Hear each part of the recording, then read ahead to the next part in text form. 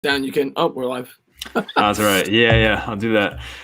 Welcome back. Talking Giants with the Entertainah once again. We're through week 6, heading into week 7. The Giants coming off their first win. I mean, it wasn't the prettiest win, but hey, we'll take it. A win's a win. At least we're not going 0-16, right? So there's some positives there. We're not going 0-16, and this division is horrible. So there's positives with that. You saw Dallas play last night. Dallas looked absolutely atrocious. And, they don't look like the same team without Dak. So who knows? Maybe we go out there Thursday, beat the Eagles, who haven't looked very good either. They gave up 190 yards on the ground last week. And maybe we pull an upset, and maybe we do actually have something to look forward to here, at least for the next 4 or 5 weeks. Yeah, definitely. I mean, we'll get into the predictions for that game later, which is already on a Thursday in 2 days, which is pretty crazy. But there is some Giants news to get into real quick. So, I mean, I just saw Tay Crowder goes on IR, which, just the Giants luck that happens. They signed Jabal Sheard or something, a veteran defensive end who has had a decent career. I don't know what's left in the tank for him at this point, but that's the replacement they make. I saw Sean Chandler sign with the Panthers, I believe, today or something like that. So there was some, minor transactions for this team. Sterling Shepard has a chance to come back this week. We'll see what happens with that. But there is some news going on. So what do you think about Tay Crowder going on IR? Yeah, it's unfortunate. Tay Crowder was playing really well for the New York Giants. Obviously, he had the game-winning play this week. And he had a near interception the week before. I was excited about him. I do think Jabal Sheard's a solid pickup. Like you said, I don't know how much he's got left in the tank. He had 4 sacks, I think, last year. He's 32. I think he does have – I know he played for the Patriots at 15 and 16. So Judge was on that coaching staff then, and I'm pretty sure Patrick Graham might have been as well. So maybe that has something to do with it. But, yeah, it's a good veteran pickup, I suppose. But, yeah, Tay Crowder going down definitely stinks. He's one of those younger players you wanted to evaluate. Yeah, for sure. And who do you think steps in now at the other linebacker spot? Do you think David Mayo now gets promoted as a starter? Seems like Devontae Downs is not really in this team's plans. I would assume it's Mayo, right, to probably start on Thursday?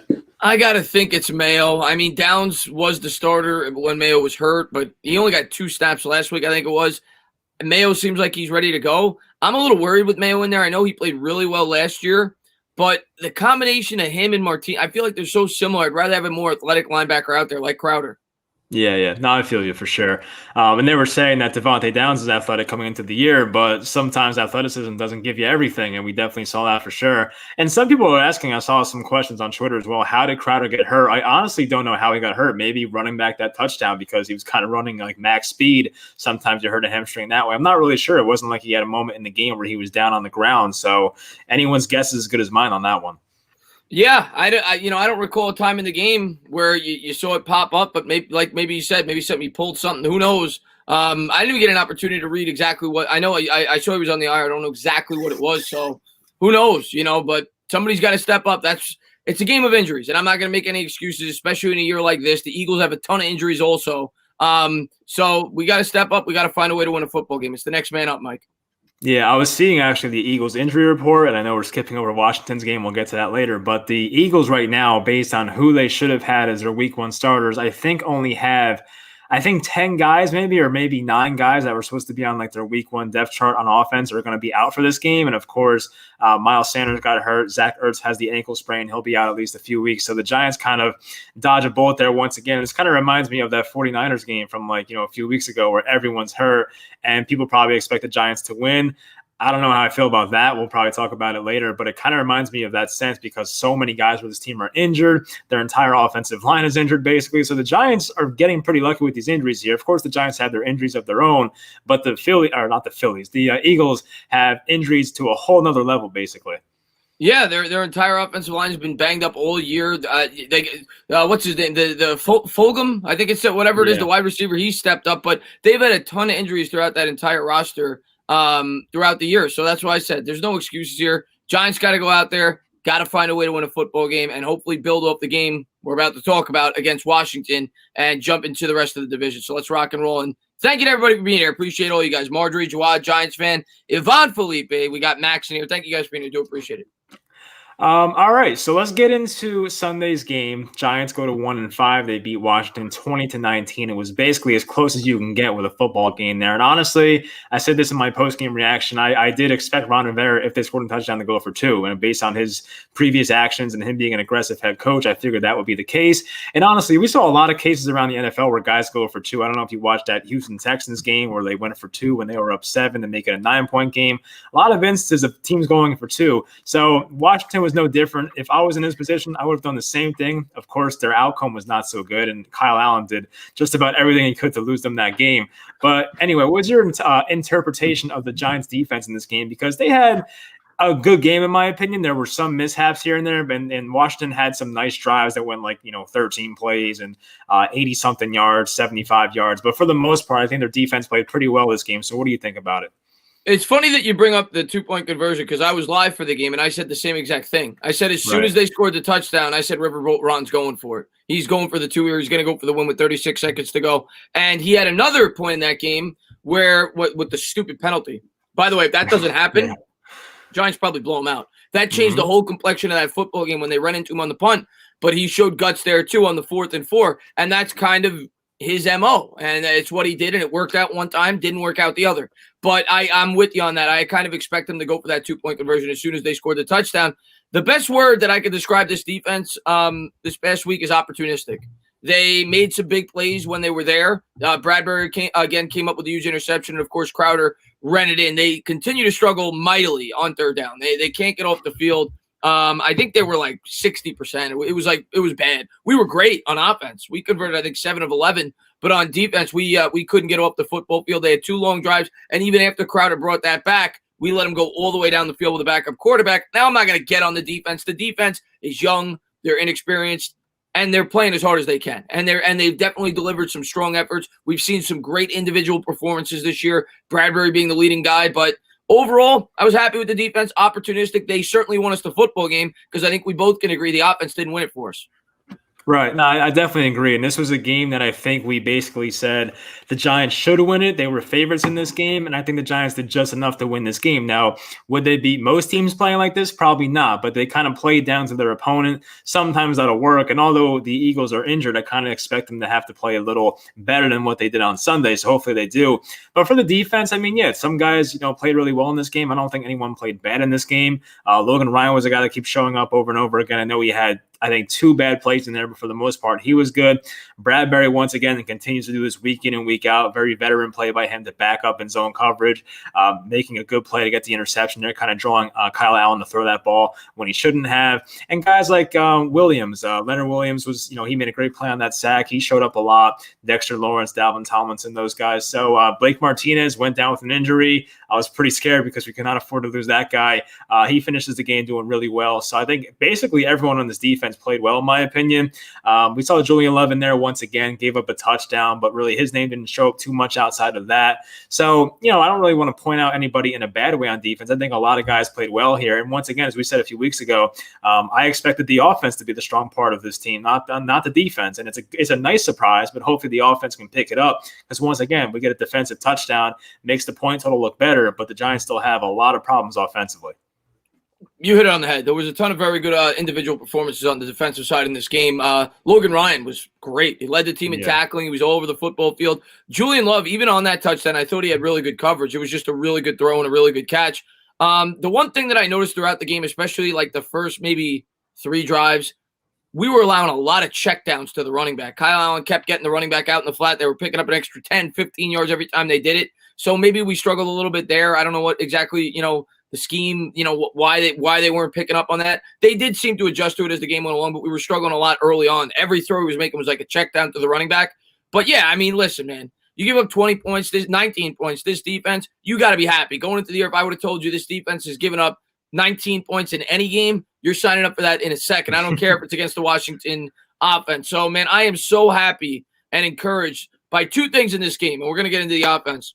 The defense continues to play relatively well, and they're fighting for Joe Judge.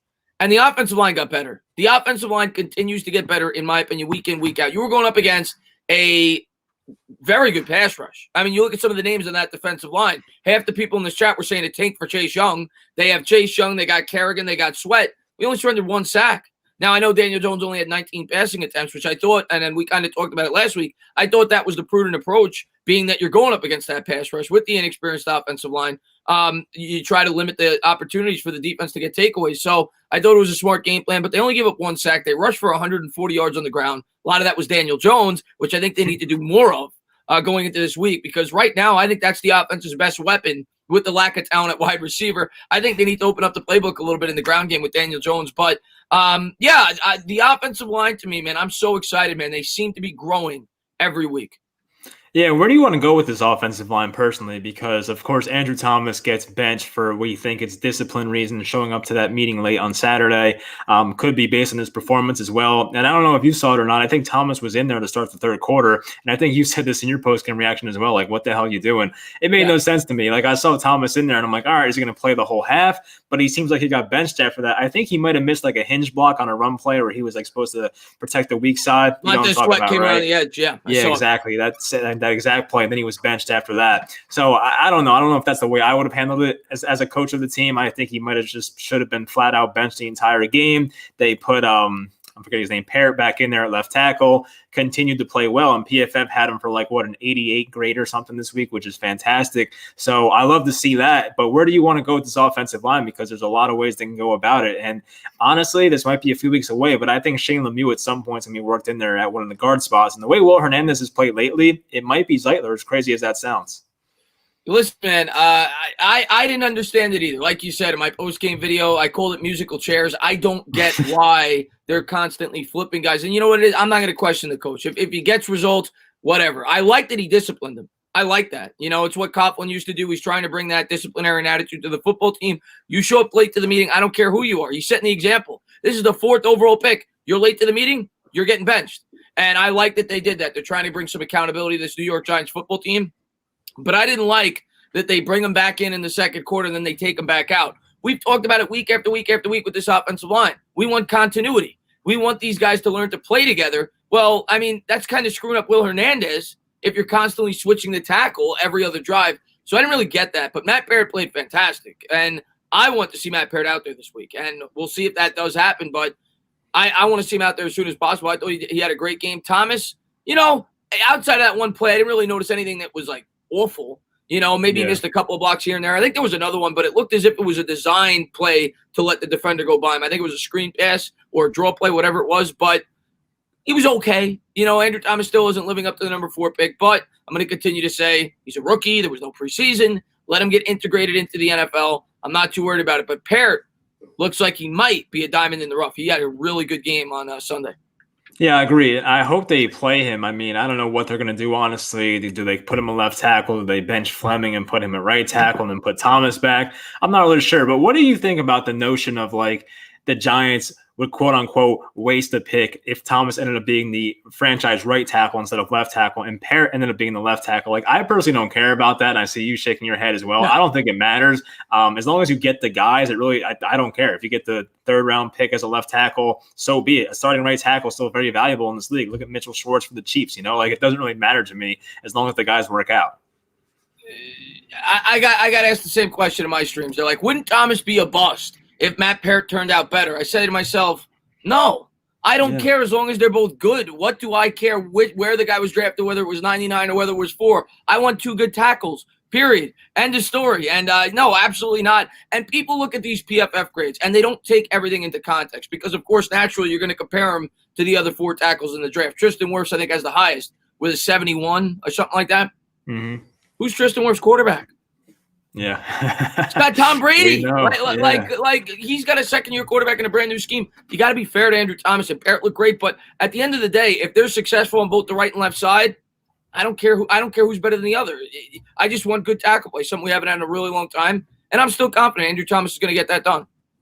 Yeah, I think, honestly, to answer my own question from before, I think the way I want to see it is the way he played, I think he might as well just put Parrott back at left tackle for Thursday. I mean, I know it's crazy, a 3rd-round pick and all. I would have Parrott, Hernandez still, Gates, of course, Zeitler for now. We'll see. Maybe at the bye week they put Lemieux in there. We'll see. And then put Andrew Thomas at right tackle. Like, I know it's crazy because, like, this is not what we expected even a week ago, but here we are. And Matt Parrott, as I've said, like, he can definitely hold his own, and he's played much better than even that. So, like, if he plays left tackle, and is great, then fine. But some people also said there's not enough tape out on him yet. That can be a problem. Philly still has a good defensive line. Their linebackers and secondary, they kind of suck, but their defensive line is still pretty scary. They rotate a lot of guys in there. So it's a little concerning. It's definitely going to be a tall task for their offensive line, but that's the way I would personally do it. But there's a lot of ways the Giants can go about this. Like if they start Thomas at left tackle, I'm not going to be disappointed about it, but I would be disappointed if they didn't play Parrott because I personally think he's ready. Like, we've seen enough right now to think that this guy can last in this league and can play in this league. No point in my opinion in benching him. I know you're in the race for the playoffs. I know we're 1-5, but at the same time, you want to put your best guys out there. And if he gives you the best chance to win Matt Parrott, then you put him out there. Listen, man, Joe Judge's been a man of his word, and that's what he's done, for the most part. He's benched guys that you wouldn't think he would bench. He's changed up the lineup because he's trying to win football games. So I see no reason why he wouldn't do it if he feels like Parrott. Now, I will say Fleming played pretty well last week, but at the end of the day, man, you got to get Parrott out there, and Thomas needs to continue to play. I'm with you. I made a video on it yesterday. I want them to do it as quickly as possible. And if it's not this week, it definitely has to be by week 8. So, but I'm hoping we get to see Parrott and Thomas both in the starting lineup this week because I'm with you, man. Obviously, Thomas has to play. You already started him. But I think Parrott has demonstrated that he's worth a shot. There's no doubt about it. I think he's earned that opportunity. If he struggles, well, then maybe you bring Fleming back in. But I would give Parrott the start this week. That's exactly what I was going to say. At least you have that insurance now of having Cam Fleming. Like if you throw him out there to the Wolves and he's not good, then at least you have that backup option. So it's not the worst thing in the world. If you try it and it works, great. If not, Cam Fleming's still there and he'll be a solid option as a backup. As we always do, I want to ask you, what was your overall opinion about Daniel Jones this week? I know running the ball, he was good. I think outside of that one bad decision, which always seems to be the topic here, I thought played a pretty nice game. I know he had 19 pass attempts. We didn't really have the ball too much in this game, honestly, but aside from the one throw, what would you say about Daniel Jones? Because I thought he played pretty well in this game. You know what? When I was live streaming, I got really upset with that throw. It was a really bad decision. And some people said he was trying to throw it out of bounds. Whatever it was, I actually credited him earlier in the game when the Giants had it in the red zone and Jones took a sack. A lot of people on the stream were saying he should throw it away or try to throw it to a receiver. No, you're in the red zone, take the points. And I thought he should have tried to do the same thing there. But you're absolutely right. When you have a time after the game to assess everything and think about the contest, he was 7, like you said, they didn't throw a lot. He was 7 for 8 in the first half, I think it was. He ran the ball very well. He had that big 50-yard run. They didn't ask him to do much. They just didn't ask him to do much because they knew they were going up against that pass rush. They tried to run the ball. We didn't win the time possession this week. I was a little bit disappointed with that. I kind of put that more in the defense because they couldn't get off the field on third down at all. And it just seemed like they just kept having long drives. But overall, did Jones play great? No. Did he play pretty well? Sure. I mean, the throw to Slayton was really good. He had that really nice play action pass to Evan Engram on the right sideline. I think it was on the same drive, if I'm not mistaken. First play of the game, I think. First play of the game, yeah. And he just looked like he was in a good flow there in that first half. And then it kind of slowed down a bit in the second half. But overall, outside of that one bad decision, which we continue to say, and if you want to be a winning quarterback, you can't have that one bad decision. But we recognize he's still young, and we hope he continues to develop, especially in those crucial spots in the red zone, which I continue to say is where he struggles. But overall, I thought Daniel Jones played okay. I thought he played okay. Yeah, he didn't. I don't think he did anything to win the team the game, but aside from that one bad throw, he didn't do anything to lose his team the game. Like, I don't think the Giants, I think, as I said in the post-game reaction, the Giants didn't really want a game plan to go out and stomp on their throats being Washington. I think they really wanted a conservative game plan to just not beat themselves, and they almost won. Did they win the turnover category or no? Because they probably did, right? 2-1, I'm trying to think. I think they did. Yes, I think yeah, so they did win technically, but, if you take away that interception from Jones, you win that 2-0, and you probably get a field goal at the minimum. Instead. So I think the Giants had the right game plan here, a game that they're favored in. Try and keep the ball on the ground a lot. Don't put the ball in Jones's hands and make mistakes. And I think that's what they were trying to do here. But against better opponents, you're going to be asked to pass the ball more. So I think it works for a game like this, but for future reference, I think Jones has to be better. But I think for the most part, he did play a pretty nice game. I think, as you said, opened up very nicely. The first play to Engram hit him in stride. The throw to Slayton was beautiful. Probably my favorite Daniel Jones throw. That's the first thing I said in the stream. I said, I don't care who that is against, that throw. That's a touchdown against anybody. He didn't have anywhere to step up. He was getting hit as he threw it, and he put it right where it needed to be. That was a great throw. I was so pumped up when he made that throw. I'm rooting for this kid so much. I am rooting for this kid. I really am. I am really pulling for Daniel Jones. I want him to be the guy because it reminds me of Eli Manning when he first started. I see all the hate he's getting early on. I want him to overcome this adversity. I am pulling for him so hard, and I hope he has a big game this week against the Eagles. Yeah, I'm a fan of good quarterback play, and when the Giants quarterback's doing it, I love to see it. When you see a throw like that, it's awesome. And even back to that sack you were talking about, I think that he was sacked one time in this game. I really didn't see anyone open on that play. I think the one thing I could have said about Jones is maybe when you saw that one of the safeties was backing up and that corner route wasn't open on the left side, maybe try to roll out to the right. But outside of that, I really don't blame him for taking that sack. Like, you don't want to take a sack as a quarterback, but sometimes when the pocket's breaking down, it's better than double pumping and having that ball stripped and having a turnover. So I really don't blame him for falling to the ground there. You settle for the 3 points, you take it. Once again, you're not playing the best offense. In Washington, they don't have a great offense. So if you settle for 3, so be it. Graham Gano has been automatic this year. Take the 3 points. Don't fumble the ball. I thought he made a good decision there. Once again, the Giants didn't really throw the ball downfield too much in this game. I feel like outside of that Slayton throw, there wasn't really too many attempts, still a lot of short stuff. But as we also said, only 19 pass attempts. So what are you going to do there? You know what I mean? I completely agree with you. I thought that he showed maturity there, in my opinion, taking that sack, and then he showed immaturity, not taking the sack in the second half. It was kind of the same exact scenario, and especially like you said, against the opponent we were playing. I said in my post-game video, if you're playing the Cowboys with a high-powered offense or the Chiefs, I understand it, trying to force it. I also think he's like, on the interception, which wasn't an interception, by the way. It was a horrible decision. I thought his elbow was out of bounds, but I felt like he was pressing a little bit. I felt like he was like, I got to try to throw some touchdowns. I've only got 3 touchdowns this year. I've got an opportunity here. And I think he tried to force it because in that scenario, you kick the field goal and you win the football game. You're not losing if you kick the field goal there more than likely. And it was 2 crucial mistakes in this game that should have cost us the game. We probably should have lost that game had it not been for what happened with Tate Crowder. But fortunately, we were able to overcome it. But it seems like every week there's 2 crucial mistakes. One was on Daniel Jones. The other was on that penalty where if that don't happen, I think it would have been a 10-point lead going into the half, and we had the ball. Who knows? We might have scored again before the half. Yeah. It completely changed everything in this football game. Yeah, you knew like right after that penalty too, you're like, oh yeah, they're going to go down and score a touchdown. That's just how it works usually. But, people in my comments, I think at least a couple people were trying to say like, I shouldn't bash Jones because of that interception because he was trying to throw it away. But at the end of the day, I don't care what the end result is. It really comes down to the decision to try and throw that ball. Unless you're 100% sure you can get that ball in the back of the end zone where a guy can't catch it, then you probably should just go down with that ball. I know it's like a Monday morning quarterback thing. It's easy to say to just go down with the ball. Even the clock is your friend at that point. What was it, like late third quarter at that point? The Giants were winning. I think they were up 13-10 maybe. You take the sack there, you go up 16-10 with the field goal. I think that was first down too maybe. So like it was. It wouldn't have been the worst thing. But of course, looking back on it, it's easier. But now we've seen this now 3 times where it's just been like a inside the 10 interception basically, where these kind of things can cost you a game. And Washington was 2 yards away from winning this game. And that once again could have cost the Giants a game. So, that Rams game, the first game with the Steelers, they could have tied, of course. They were down 8 at that point. And then this one, that's 3 games right there. So you can't have that stuff. If the Giants were a team that's going to make the playoffs this year, which, I don't really think is going to happen, but based on this division, could happen. If they win Thursday. I was going to say, I don't think it's going to happen. Yeah. Up until this week, I was saying there's no chance.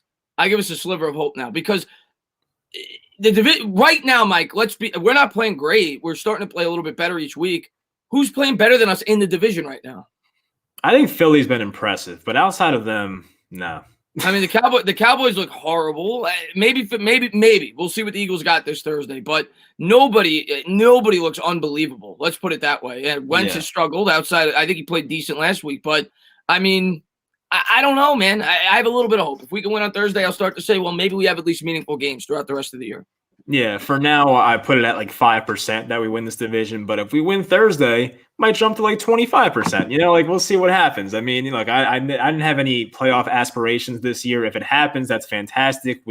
I know it's probably going to be like a 7 or 8 win season to win the division, but at the same time, that's just a big step in the right direction. So we'll take the playoffs. Are we going to win the Super Bowl? Probably not. But just to say we made it and made these big strides as a team is something you got to take. Like I know some people want the high draft pick, and people on Twitter are talking about you're a bad fan if you want them to lose and all that stuff. And honestly, I see all sides of it because like the Giants don't have a chance really to win a Super Bowl this year, Yeah. but they also had a chance to get like a top 3 pick. So I see both sides of it. I don't think it's fair to call people bad fans, but as I say personally, I feel like week 6 and for how bad the division is, it's too early to root for losses, but I'm not going to be the person to tell people how to root for a team. You know what I mean?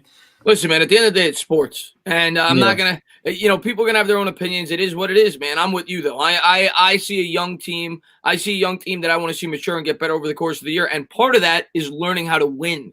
And I think Joe Judge hopefully is starting to instill that into this football team. Maybe they get some confidence off this, what we could call lucky win. And a lot of the pessimists came into my channel in the comments and they said, the Giants didn't win that game. Washington lost it. The Giants didn't. And then I said, okay, you have a point.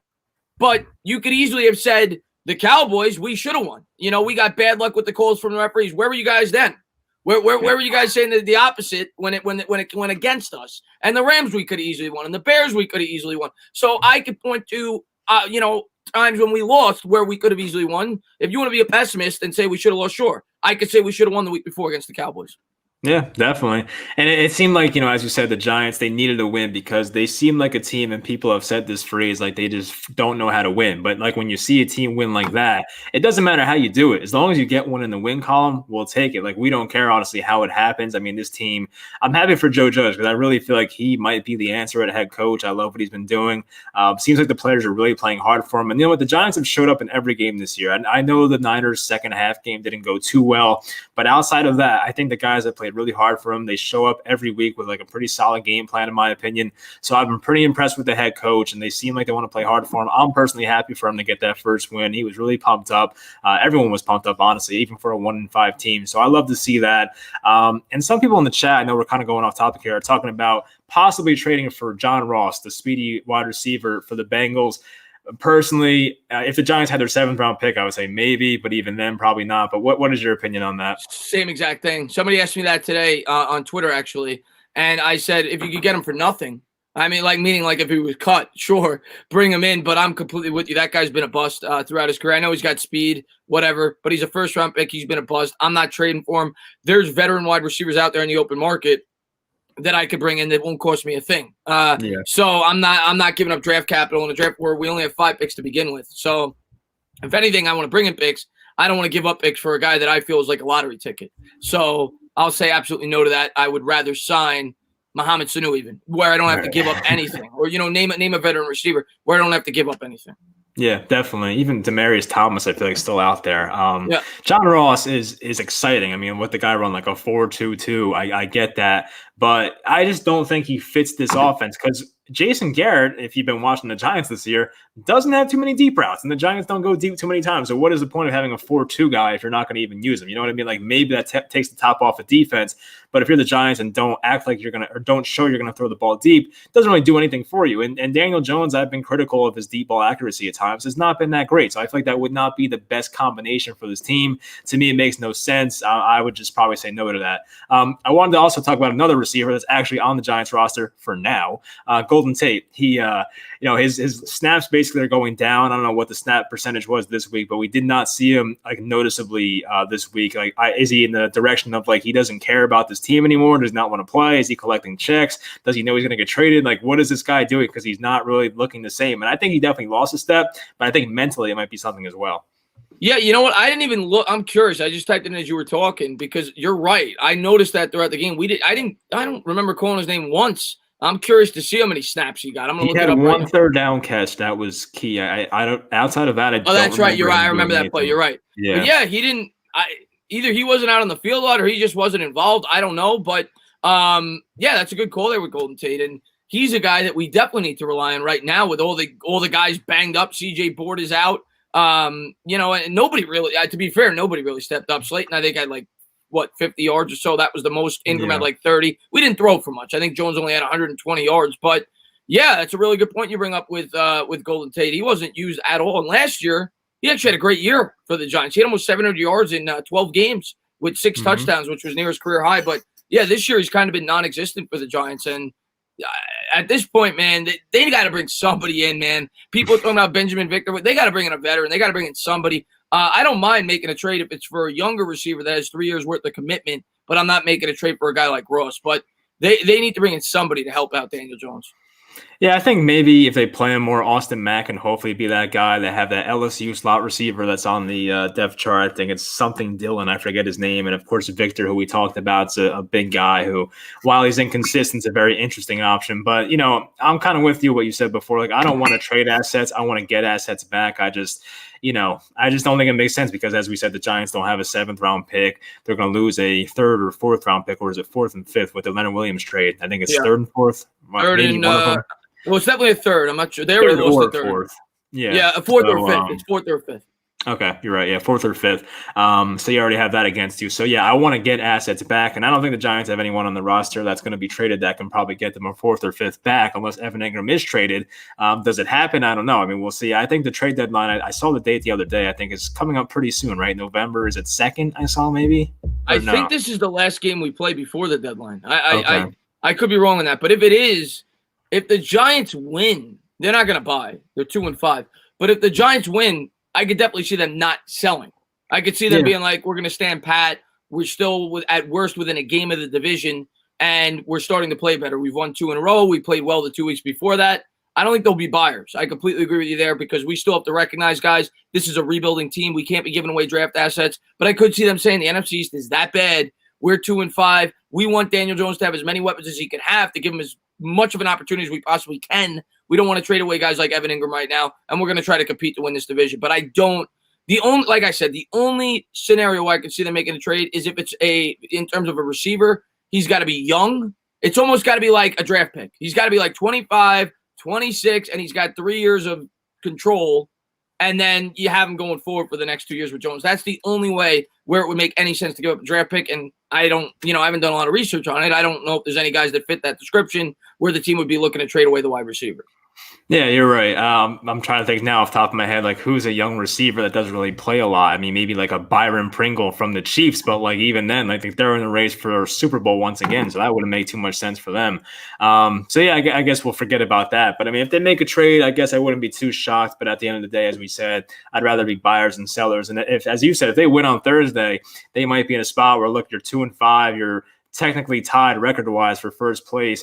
You might be in a position where you don't want to sell because you want to have a full team and give Jones the best chance to succeed. But at the same time, like, you don't want to buy because realistically this probably is not a Super Bowl team. So I think standing pat might be the best way to go. But I guess that all depends what happens Thursday. So I guess we'll see about that. Should we get into some questions now? Yeah, absolutely. I also just want to touch a little bit more on Engram also. He's a guy that I've said we should trade. But the other thing I'll say about that, if I'm not getting a decent price for him, I'm just going to hold on because the way I look at it is I got him on a cost-effective deal the next year, and if he walks, I'm still getting compensated for it. I'm getting a comp pick. So unless I get an offer that really makes it worth my while, it would probably take a second-round pick for me to trade Evan Engram. It probably would because I'd probably get a 3rd or 4th-round comp if you walk 2 years later, and then you're taking away Daniel Jones's best weapon in the passing game outside of Darius Slayton when you have no weapons to begin with. In a year, you're trying to evaluate your quarterback. So I'm probably not trading Engram unless I get a second-round pick for him.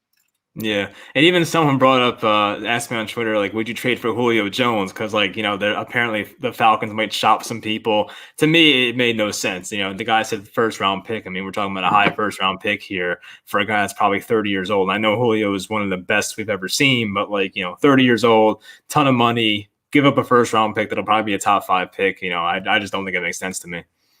Yeah, like you said, let's get to the chat, man. And Rolly doesn't like that. He says, Chris, I'm trading Evan. Well, let me ask you, Mike, if somebody offered you a late 3rd-round pick, because that's probably what it is. It's a competitive football team. So say the Patriots. The Patriots aren't even really that competitive right now. But, a team that's in the playoff race, a team that would be looking to make a trade, you figure it's going to be a late-round pick. Are you trading him? Are you going to trade him for a late 3rd-round pick? Late 3rd is what? Somewhere in like the 90 to 110 type range. Maybe 96 picks in the first 2 rounds. So say you're projecting it's going to be between pick 85 and 96. Are you going to trade him? No, I mean, I said top 70 in the beginning. I probably would stick with that. I think, as you said, unless you get the right value, I don't think it's worth it because, as you said, you can get the comp pick if he walks in the future.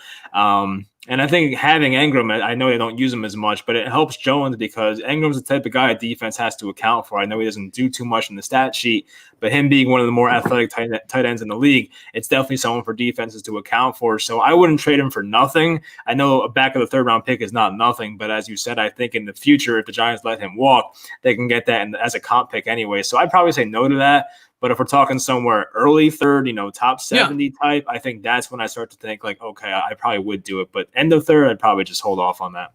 Yeah, and you could always trade him in the offseason too. Remember that. If you really wanted to trade him, you still have another year worth of control. I don't see the rush to trade him unless you get a deal that is above market value. And then if that's the case, you do it because like you just said, people are saying Daniel Jones has to go with the weapons he has now. His weapons suck to begin with. Now you're going to take this guy away. Yeah, it's got to be worth the worth doing it.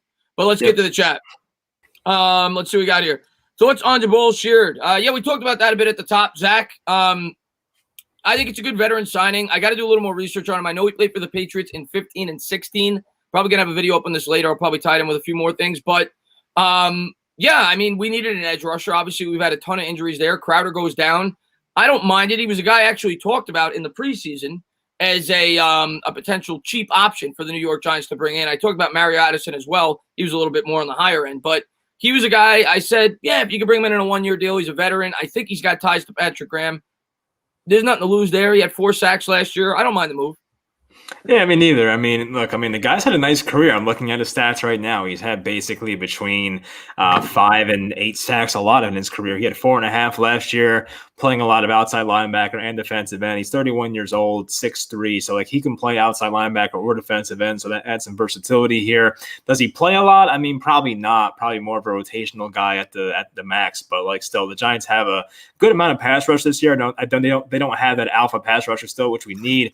But adding a guy like Sheard, who's not the worst, and I know he's a bit seasoned at this point, being 31 years old, but if he adds a couple sacks, makes some key plays in key situations, then it's worth it. But, hopefully Crowder is the younger guy, the more important guy for this team's future. Hopefully he can get back soon. I know being on IR, I think was worse in the future. Now it's like a 3-week absence, basically, based on this season, the way IR goes. So hopefully he's back soon. But if Sheard can make a couple plays here, then I guess it's worth it because it's probably not much of a contract anyway.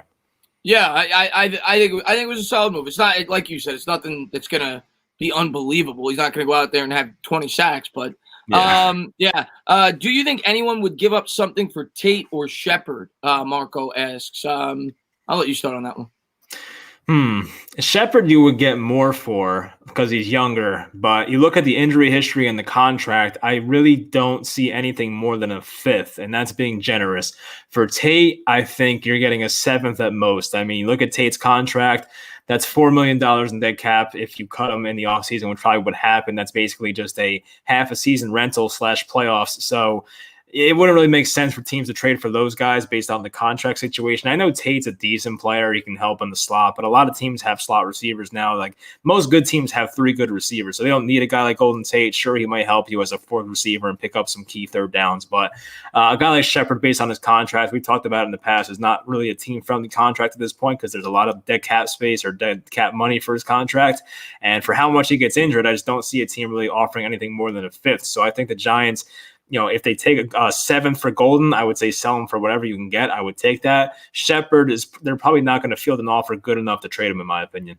Yeah, I completely agree with you on that. I mean, the one competitive team that I was thinking that maybe could use a receiver would be the Packers. They're pretty desperate. They're outside of, the one big guy they got there with Adams. But, I mean, I don't see it. I don't see a market for those 2 players mainly. Well, Tate, due to both his age and his contract, like you said, you're going to have to eat like $5 million next year. And Shepard, because of injuries in his contract. I mean, he's a talented receiver when he's out there, but he's hurt a lot.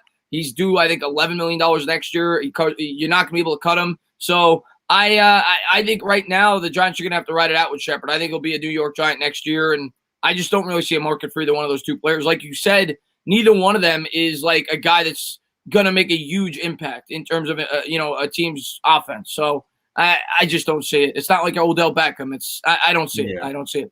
Let's see what we got here. But the Texans are open to trading Will Fuller. Should we make a move? I did not hear that, Badger Geek. If they are, I've always loved Will Fuller, actually, but, he's injury prone. But, yes, that is actually the exact type of wide receiver I think the New York Giants need. when he's on the football field, he's a guy that could take the top off the defense. He's a burner. He's got some height. Yes, I'd be interested in Will Fuller for the right price, but he's injury prone. That's the one thing. Yeah, Will Fuller's a really good player when he's healthy. He's had so many like soft tissue injuries in his career, which is a concern for me. But as you said, he can take the top off of defense. My concern is that he's too similar to a guy like Slayton. So do you want those guys on the same team? And I don't know his contract situation. I don't know if he's gotten the big contract yet. I think he was a 2016 draft pick. So he's probably right around that area where he might need an extension. I don't know if he got one yet or not, but that would probably be important to my answer here. But would I take him on the team? Yeah, but they'd probably want at least a third-round pick for him, so I'd probably have to pass on that. But Fuller would be a nice player to have here. I just don't think based on his injury history and the price it would cost to extend him and even trade for him, it probably would not be worth it for me. Yeah, to be honest with you, I'm not trading for anybody, really, unless I'm like blown away with like Kenny Golladay. If the Lions are like, yeah, Kenny Golladay, and then he's going to work out a contract with you, okay, I'll talk with that. That's a young receiver, really. But realistically speaking, I'm not making a trade for anybody right now. We're not in a position to be making trades. We're in a position to try to build up this young roster. We're not a win-now team. Get it out of your head in terms of trying to compete to make the playoffs. If we make it, great. It could happen. Our division's that bad. But even if we make it, like you said, Mike, at the top of the stream, it'll accomplish. It'll give us some experience in the playoffs. But other than that, we're not going to a Super Bowl. We're not going on a run with this team. So enjoy the season, enjoy the growth of this football team, but don't try to force the issue. I've been watching the Knicks forever, and they've tried to force the issue. They've tried to press it before they should. Credit to the Knicks, the last 3 years, they haven't done that, and hopefully they continue to do that. But the Giants can't skip steps here. You're rebuilding. Let the team gradually get better, and then you start to make a push next year. But you don't want to be trading away assets. You sign it. We could always draft a wide receiver at the top of the draft. You could sign a free agent wide receiver. It's not about this year. It's about the next 5 years. You have to be patient. You can't give away draft assets. You know, your Knicks point brought me to something that came up the other day. I actually retweeted it. It was that the Knicks might be interested in Chris Paul and Carmelo Anthony in the year 2020. I could see your reaction to that right now. To me, it makes no sense whatsoever. I feel like if this was 2010, as I said, it would have been a great move. But, like, what are we doing here? I'm not a Knicks fan, thank God, but I don't know. I saw the Chris Paul thing. That was out about a couple of weeks ago. And they said that, I think it was to get rid of the Julius Randle contract, but Chris Paul is overpaid in his own right now. That's such a Knick thing to do. They brought in Baron Davis when he was 90. They bring in Steve Francis when he's 1,000. They brought in Tracy McGrady, Mike Bibby, like all these guys when they're done with their careers. That is such a Knick thing to do. They better not. Jason Kidd. Jason Kidd actually played well for them that 1 year, but yeah, he did. But you're right. We bring in all these guys when they're way over the hill. And the Giants can't be doing that, and hopefully neither did the Knicks. Yeah. A lot of people saying Taylor Gabriel's name in here. I think he's sitting out this year for COVID. He is. Off-season, though, I like Taylor Gabriel. I'll bring him. I always liked him with the Falcons. I think he's a solid player. He's not the biggest guy, but good speed option. Once again, take top off of defense. A great wide receiver 3, good route runner. I would take him. I like Taylor Gabriel. A matter of fact, he was a guy I talked about in free agency this year as a cheap option. He's short. I think he's only like 5'6". But he's a good slot guy. He's got some speed to him. Yeah, this year though, like you said, he opted out due to COVID, so he's not an option. Right. But as a cheap wide receiver, sure, he's not the answer. We still definitely need a number 1, but he's a nice gadget player. Yeah, why not? I'd bring him in on a cheap contract. But the problem with the Giants, Vaughn, what's going on? He says the problem with the Giants is not having a top edge rusher, specifically shows on third down. So who would be your first choice in the 2021 draft or free agency? Well, the 2021 draft, the name, and I'm not doing a ton of research in the draft right now because I'm focused on the season, but the name that you hear a lot is Rousseau, the edge rusher. That's the guy you hear, and I think it would depend on where we're picking. I personally think, based on what I'm hearing at least, and I'm not a professional scout, but I'm hearing it's a pretty thin draft class at that position. And I continue to say there's a lot of big names in free agency at that position. I would probably attack free agency to bring in that premier edge rusher this year, and then I'd try to focus on maybe a playmaker on the offense in the first round, or maybe Penny Sewell if we're picking high enough. But I think I would try to get my edge rusher in free agency this year because there's a lot of names. Shaq Barrett, what's his name?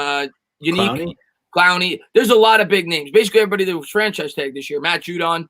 There's a lot of big names that are going to be potentially out there. The guy in the Chargers as well, not Bosa, Engram, yeah.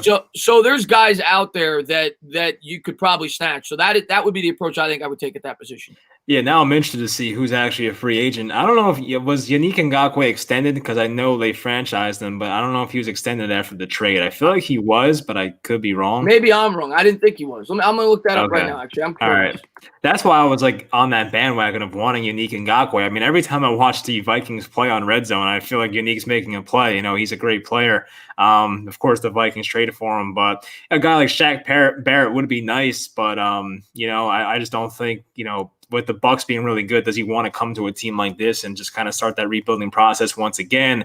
And when the Bucs signed Barrett for 1 year and like $4 million, that was one of my favorite offseason signings of that offseason. I thought that was great value for him, and he ends up having that 20-sack season, whatever it was. So, you know, I think is Jadeveon Clowney available? That might have been a 1 year deal as well. I know Clowney was a free agent this year, but you know, there are some names, as you said. I just think, you know, maybe Rousseau, as you said in the draft, could be an option. I still have to watch a lot of guys from this class, but I just, as like a day one impact type guy, there's not a Chase Young in this class, basically, is what I'm trying to say. So you're not going to get like a draft guy who's going to be a day one impact player, most likely at edge rusher. There's a lot of names in free agency, as we went over. The Giants probably have a good amount of cap space this offseason, so they could make it happen. It just depends who it is. I'm not the biggest Clowney guy. Ngakoue, I'm a big fan of if he's available, but you probably looked at that contract. What's his contract situation? I did, and I'm seeing conflicting reports in the chat. Somebody said he got a 2-year extension, and one guy said he was not. According to Sport Track, he was not extended. He's a free agent next year. And some people are saying that these guys are going to get franchise tag. The thing I'll say to that is, to give them another extension on the franchise tag is a lot of money, you know? Mm-hmm. So, you know, I think this franchise tag for an edge rusher this year was like $18 or $19 million. You have to up that by like $3 million next year to do it. You'd have to pay him $22, $23 million. And the salary cap may not be going up. It may be frozen. It may dip a little bit. So some of these guys are going to hit the open market. They're not going to be franchise tagged twice unless they're extended.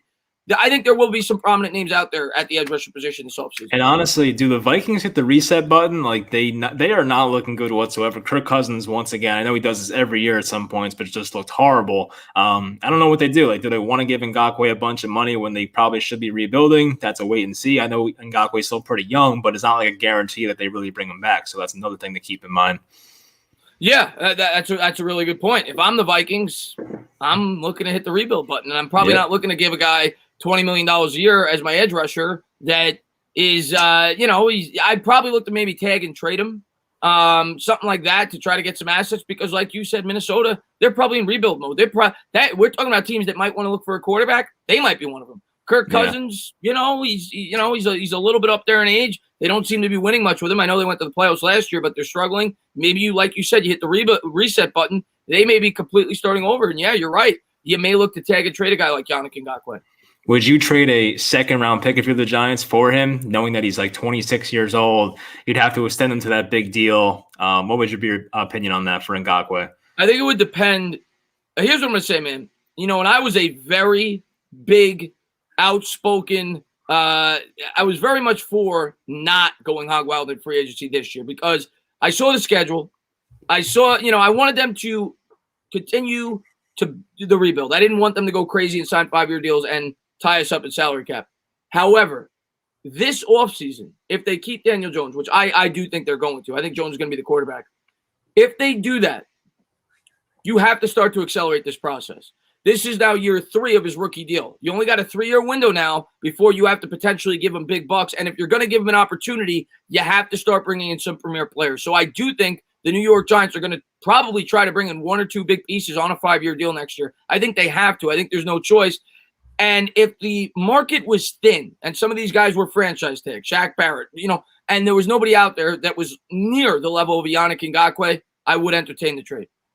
Yeah, that's a good answer. I mean, yeah, of course, I want to see what actually is available, who's like in the draft and things like that. I feel like it's too early to answer that, but it's not like a flat out no. I will say that I like Ngakoue a lot, obviously. So if it fits the Giants' timeline, as you said, they could accelerate this process here because there's a chance the Giants could be competitive next year. It's in the realm of possibility, basically. So the defense is playing really well. As we said, they're a great pass rusher away from being a really elite defense. Is Ngakoue a great pass rusher? Borderline, in my opinion. But if he's the best you can get, then I think you kind of have to entertain that offer.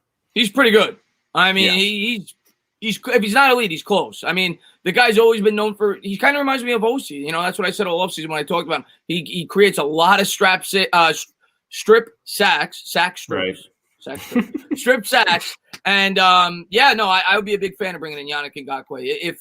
If like I said, there was not another. If you couldn't bring in a guy, the thing is though, I think a lot of these teams are probably going to tag and trade some of these edge rushers. So maybe you won't be able to sign any of them. Maybe you will have to make a trade. But yeah, I'd have to entertain it for a second round pick because I do think, like you just said, I do think we're really close to having a really good defense, and I feel like that's the missing link. And yeah, we could definitely use another corner, but we need that premier edge rusher.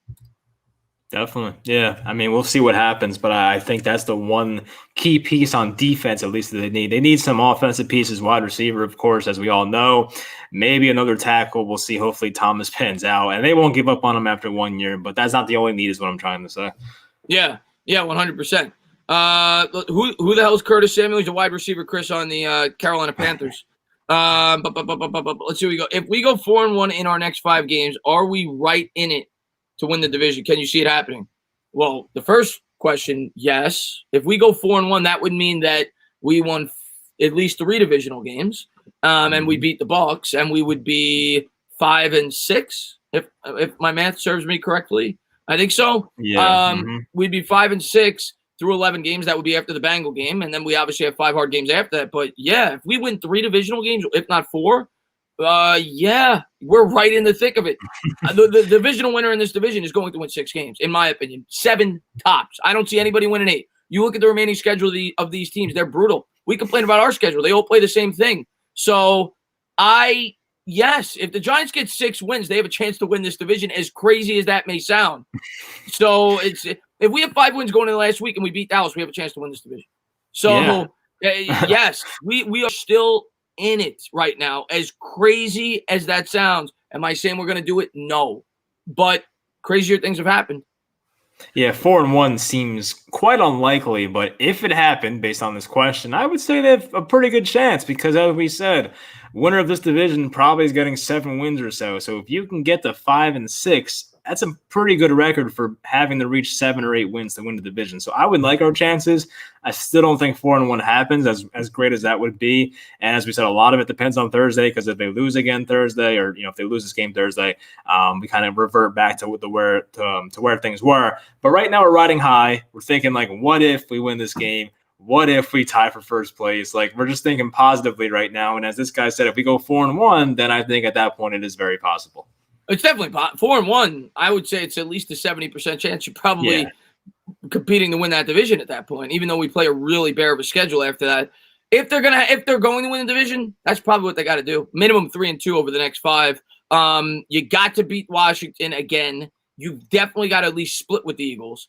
And I think they got to win 1 out of the next 2. You got to either beat the Eagles or you got to beat the Bucs. And if you lose the Eagles the first time, you got to beat them the second time, and then you got to beat Washington, and then you got to beat Cincinnati. So I agree. We have to go 4-1, preferably with that 1 loss being to the Bucs and winning all of our games within the division for us to have a shot. And I think that's what you got to do. Do I think it's going to happen? I'm not going to sit here and tell you that.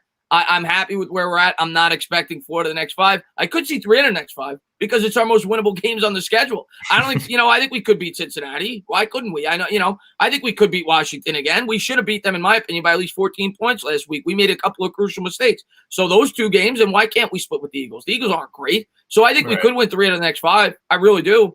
4 out of the next 5 is asking for a lot. It is, yeah, but as you said, I think it is possible because it's not like Cincinnati's this great team. It's not like Washington's this great team, and the Eagles are so beat up right now that I think it is possible. I think the Buccaneers are a pretty close to elite team. I like them a lot. I'd say we probably don't win that game. And who was the other one? Is it Seattle, or am I jumping ahead too far? We've got I'll tell you the next 5 after the Bengals game in no specific order. You've got the Cardinals, you've got the Browns, you've got Seattle, you've got the Ravens, and you got the Cowboys.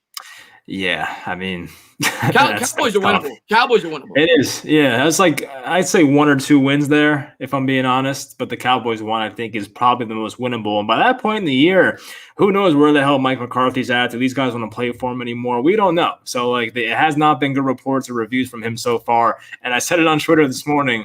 I kind of crap on the Giants a lot for their front office ineptitude. But the fact that they did not go with Mike McCarthy, who I'm not a big fan of, thought he was very overrated. Very happy we did not sign that guy. Got Joe Judge. Much better coach, in my opinion. So good job, Giants. Go back, watch my videos. I wanted nothing to do with that guy. Yeah. I am so happy we did not get Mike McCarthy, and Dallas is ready to quit on him 6 games into his career with Dallas. And clap it up, Giants fans. Jason Garrett. You think Dallas fans miss Jason Garrett right now? I mean, he was the root of all their problems for years. That's what they said. Now they bring in Mike McCarthy. They look even worse. So I thought McCarthy was a bad hire to begin with. Now, granted, I'm going to be fair. He's had a lot of bad luck. They've had a lot of injuries on the O-line. They had injuries on the defense, and now Dak goes down. But they weren't winning games when Dak was in there. So he's just not a very good head coach. You had the most talented quarterback in the history of football. You won 1 Super Bowl. To me, it's pretty telling. You had a 15. I saw in week 1, that Sunday night game against the Rams with the Cowboys, when McCarthy could have kicked that 30-yard field goal to tie the game late in the fourth quarter, but he goes for it. They don't get it. Then there's that, pass interference play that was called or something on Gallup, and they lost the game. But I said right then and there, Mike McCarthy, I know you're trying to play the analytics here, but you could have tied the game late in the fourth quarter. I think, in my opinion, he cost that game for the Cowboys in week 1. As we said, a lot of stuff happened with injuries and things like that as we went forward. But to start off 0-1 didn't really set them off right in the right direction. Yeah, absolutely. I thought here's what I'll say, man. I thought a guy like McCarthy, maybe not him specifically, made more sense for Dallas because they were a veteran roster. Maybe you want to bring in a veteran coach for the Giants. I always wanted to go, if it wasn't Rivera, who I have a ton of respect for, I would have been completely open to Rivera. But if not him, I wanted to go with a younger head coach. I wanted Rule, and then we ended up with Joe Judge, who I didn't know much about. But I wanted that younger coach because I thought it fit the timeline of this football team. A guy like McCarthy never would have made sense. And so far, not so good with Dallas. And Dallas does have a history of sticking with their coaches, though, with Garrett. So maybe they do give him another year. I don't know, but they're not looking good right now. That's for sure. Yeah, I mean, I tried to watch that game as much as possible yesterday. It was tough to watch. Wasn't for me. No time to throw. Really? Technically, wasn't tough to watch for me. I had a blast. I streamed it. I was smiling the whole game. Honestly, I wanted a high-scoring game that was exciting just as a football fan. And, of course, I wanted the Cardinals to win. But just to see it be, what was the score? 38-10. It was, unbelievable. I expected a very close game. I did pick the Cardinals in the spread, thank God. But, I expected, to be a 3-point Cardinals win. I did not, see that being 38-10 or whatever the score was. It was just unbelievable. But they have a lot of problems right there. I think the Giants, I don't know if they're in a better position than Dallas, but to say that it's close based on the talent discrepancy between those rosters coming into the year, I think it says a lot about Joe Judge compared to Mike McCarthy. Yeah, listen, man, I love Joe Judge. Maybe I'm going to look like a fool in 2 or 3 years. I love Joe Judge. I really do. I'm all about Joe Judge. I love the direction that he's got this football team going in. Yeah, Smiling Chris, don't forget we still have to play the Cardinals too, Roldy says. Yep. Yeah, we do. Mm-hmm. It still felt nice to see Dallas get their asses kicked. Yeah. Especially after we won. I'll worry about week 11 when we get there, or week 12, whenever we play them. Our roster is going to look completely different then. Arizona's roster may look completely different then. We'll worry about that week 12, Roldy. Right now, we're in week 6, going to week 7. I'm gonna enjoy last night's performance by the Dallas Cowboys. It was an absolute blast. Yep. When you see the Cowboys struggle, you saw there was a clip at the end of the game of a grown man crying and his girlfriend trying to kiss him on the cheek, to try and comfort him. That's what you live to see right there. That was awesome in my opinion. Yeah, that was great, man. Robert says, what would need to happen for Big Blue to move from Danny Jones? How we get asked every week we're going to get these. He says, how bad would he need to play? It's safe to say he's looked dreadful. That is very safe to say, Robert. Overall, even though this week, and again, we continue to say outside of the one play, and bad quarterbacks have the one play. So I'm not saying, he could have cost us that game, just like he's done a couple of other times. So I'm not going to be an apologist for him. We all know all the things he's had to overcome this year. He definitely wasn't put in the best position, but yeah, he hasn't matured to the point that we want to see yet. No doubt about it. He's got 10 games to go. What would need to happen? In my opinion, one, Gettleman has to get fired, which at best is 70% probably that he's probably not coming back. I think there's still a chance. When you look at the schedule, if we win 6 games, win the division, compete till the end, maybe end the season on a good note, beat Dallas, he could be back. But if that's the first thing. Gettleman has to be fired because if Gettleman stays on, Daniel Jones is going to be a quarterback. He's the guy who drafted him. But 2, I think Daniel Jones needs to not progress at all. I think he needs to just be stuck in this, basically just kind of get no forward motion, not giving you any consistency on a week-to-week basis. If he does that, I think you start to assess it at least. If you bring in a new GM, say you win 3-4 games, and maybe you love a guy like a Fields, at least maybe they assess it. Do I think it's going to happen? No. Knowing the New York Giants, I would be surprised if they move on from Jones after two years. But in the way that the NFL is structured nowadays, if he doesn't show any progress, it's possible. But we got 10 more weeks still to assess this quarterback. Let's give him that opportunity. Yep, Roldy said, "God no, Gettleman better be gone." I agree with that. I've always said, like, when we started off so bad this year, I think there's probably like a 95% chance he's gone. And I know you said 70, depending on how they finish. Just because how bad the division's playing. Right, and I don't think that should sway John Mayer's opinion. Just because 3 other teams are playing terrible and you're also playing pretty terrible, but you just happen to luck out into a first or second spot in your terrible division, it probably shouldn't change your opinion. And as you said, Gettleman being here or not being here is the number one de facto of, like, is Jones going to be here next year? It also depends who the next GM is. Is he a guy that's going to be hired and has to work with Daniel Jones, or he's a guy that's hired and basically gets clean slate to do whatever he wants to do? If that's the case and he doesn't want Jones, then of course it could be a new quarterback. And we talked about the idea of, like, keeping Jones and signing a Jacoby Brissett, which might be a good idea. Like, that's a possibility. I think right now, as you said, probably a better chance Jones is here next year than he's not here.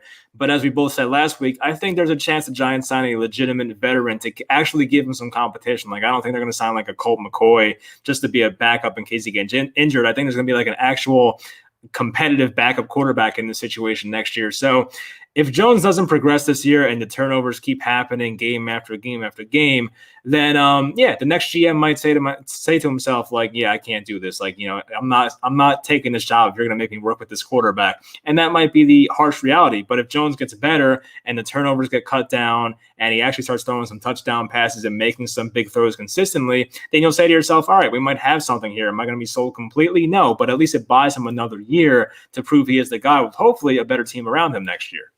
Yeah, and if he, I continue to say it, in my opinion, for next year's team, the best thing would be if Daniel Jones proves he's worthy of that third year. And I'm hoping he does. To this point, he's looked shaky. I'm hoping he matures and gets better over the course of the year, because then then he's got more familiarity in the offense year 2. He's got a full offseason. You got the offensive line. They got more. They've played together more. They've gelled more. You figure they're going to have a pretty strong unit coming out of the gate week 1. You got Barkley back. You bring in a top-tier wide receiver, and all of a sudden, the offense could be pretty good. But all of it's going to depend on the way that Daniel Jones finishes up the season. We need to see him get better. We see some glimpses every game, Mike. We do. Some of the throws he makes, you're like, okay. And then he makes a mistake. He makes 1 or 2 mistakes a game, and it can't continue to happen if he wants to progress and eventually be the franchise quarterback for the Giants, and hopefully matures and gets better.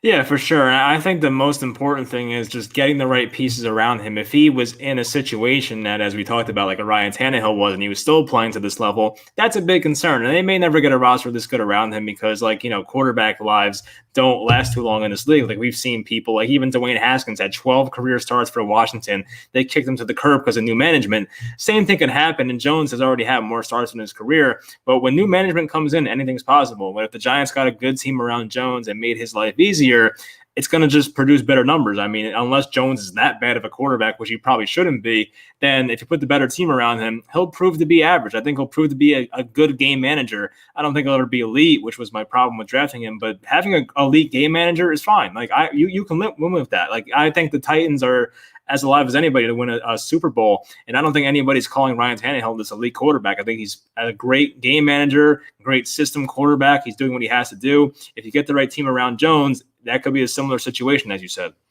You look at Ryan Tannehill's numbers, man. I mean, the guy threw 12 touchdowns and 13 picks in his first year. Then he got progressively better. He was 24-17, which I think is the identical numbers to Eli, what he had in his second year. And I don't know if, Jones is going to do that this year. He showed some progression, but he was never a guy that took off, right? He was a guy that was definitely, and he was starting to progressively get worse in Miami. Last year, he goes 22-6 when he gets put in a better situation with 117 QB rating. And this year, right now, he's in the top 4 for the MVP discussion. His team's 5-0. He's got a QB rating of 114. He's got 13 touchdowns and 2 picks. And I think he's a classic example. And I don't know if Jones is going to be able to get to that point because he's still got to work on the fumbling problems. He's still got to work on the turnovers. He's got to work on the decision-making. But I see no reason, if he can mature in those areas and you could get a team around him, like Tennessee was able to do with Tannehill, I'm not saying he's going to put up MVP numbers, but I see no reason why he can't be a successful quarterback. The question is, how long is it going to take for him to mature, and how long is it going to take for the New York Giants to be able to put a cast around him, similar to what Tennessee has on offense? Yeah, and as you said, I don't think Jones is as good as Tannehill right now. I'd be crazy to say that, but Tannehill wasn't as good as Tannehill was right now. Right, that's the thing. Yeah, like how much can he improve with a good team around him, and that's really the unknown. So I don't know if he'll ever get that chance, but I'm kind of interested to see what would happen if he did get that chance, because as we know, better roster around you produces better results. So I don't know if we'll get the chance, but if he does, we might see a situation close to that. As I said, I don't think he's as good as Tannehill, but if he ever got the opportunity, then maybe we can see it. Yeah, definitely not saying definitively. Let's see what we got here. Tank for Archie Manning. Yeah, right, Daniel. Okay, I saw Max ask this a couple of times. He says, what are the chances we can re-sign Leonard Williams for 3 years, $42 million this offseason? Do you think he would take $14 million a year? My answer is probably not, if he continues to play the way that he's playing. He held out for every last time he could get, and even tried to fight to get more money. He got a $16 million, and if you remember correctly, he was trying to get the edge rusher market rate, which I think was about 18 or 19 million. He's a guy that I think is going to try to get his money. I mean, at the end of the day, the New York Giants traded for him, and if he feels he could go out and get more than that, and maybe he can, maybe he can't, I definitely think he's going to test the market. I don't think he's just going to take the first offer that comes at him, especially with the way that he's playing. He's played well. I would expect him to try to at least match this year's salary on a 3-year deal. 3 years, $16 million a year. That's what I would expect.